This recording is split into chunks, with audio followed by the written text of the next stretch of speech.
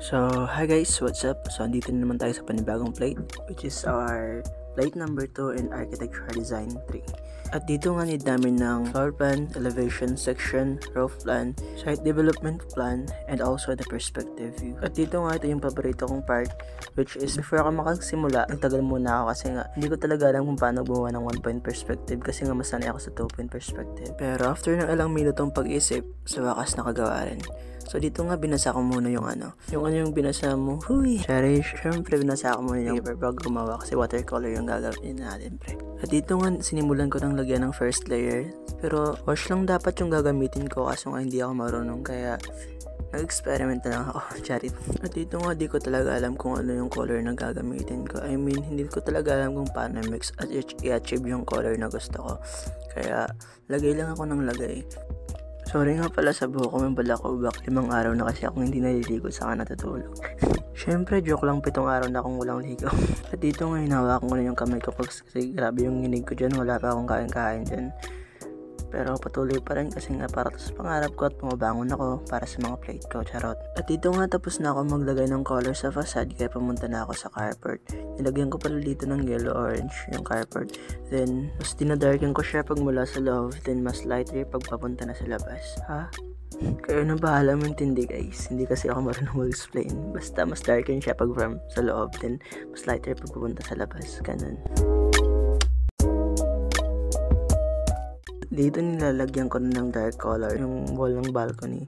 I mean ng dark gray kasi nga dark gray naman yung color dun kaso hindi ko ma-achieve talaga. Kaya nag-experiment na lang ulit. Dito pala nilalagyan ko na ng line yung firewall para ma-notice kasi nga hindi siya nakikita. Dito nilalagyan ko na ng color yung design ng apartment. Kaso hindi ko talaga ma-achieve yung color na nilagay ko sa elevation. Kaya nilagyan ko muna ng second layer yung wall kasi nga hindi talaga ako nasa-satisfied sa color na faded lang. Pero wash lang talaga dapat to kaso nga hindi ako marunong mag-wash. Kaya mas pinapakapal ko pa yung kulay.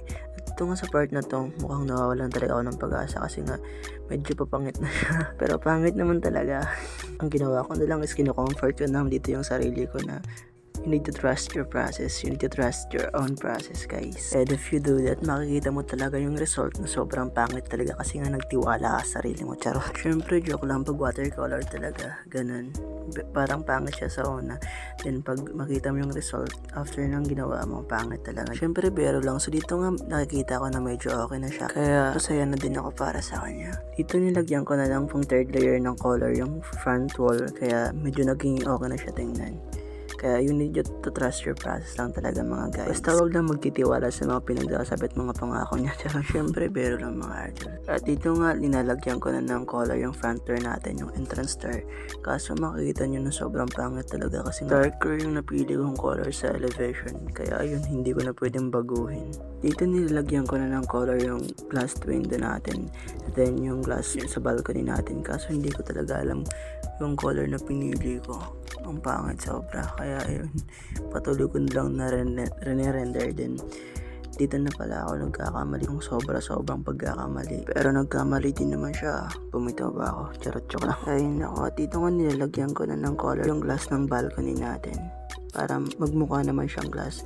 At saka nilalagyan ko na rin ng yung parang rails. I mean yung black.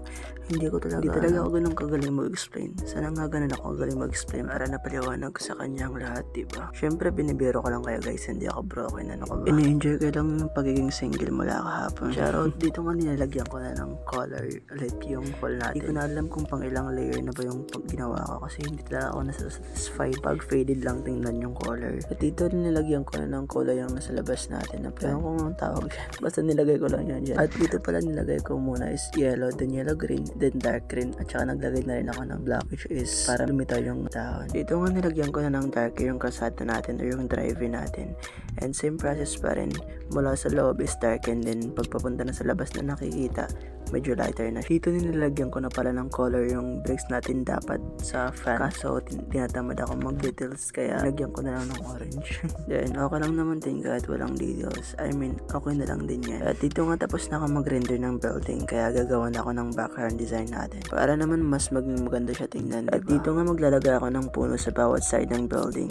Then pinapadarking ko lang siya yung background ng puno natin para mas magmukha talaga siyang forest. Dark green saka brown pala yung nilalagay ko rito para kahit papano magmukha pa rin siyang maraming puno na parang nasa malayo lang. Ito pala yung paborito ko ng part ng pag-render using watercolor kasi sa gadyo talaga ako pag nag-render ng puno. Kaya dito ako medyo mas natagalan kasi nga gusto ko talaga ma-achieve dito yung gusto ko na color or design. Then as usual, yellow pa rin yung inuuna ko pag gumagawa ako ng dahon ng puno. Then nilagyan ko na ng brown yung yellow para mas maganda siya tingnan. Then after that, yellow green, then dark green, then mas dark green pa talaga para mas magawa talaga siyang realistic na puno. Kaya dito ako nagtatagal kasi nga marami akong nilalagay na layer ng tao at nag-enjoy din ako dito sa ginagawa ko. By the way, yung naisip ko palang background design dito is sunset para mas bumagay sa kulay ng puno na ginawa ko. Dito nga nilalagyan ko na ng dark green yung mga nasa ilalim ng puno or mga nasa malayo na part para mas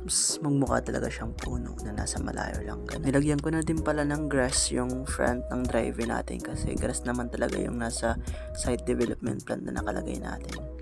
At dito guys, sisimulan ko na i-render yung sky natin kaya binasa ko muna yung paper natin sa taas. At dito nga nagtanong na muna ako sa kasama ko kung ano bang nagawa kong mali.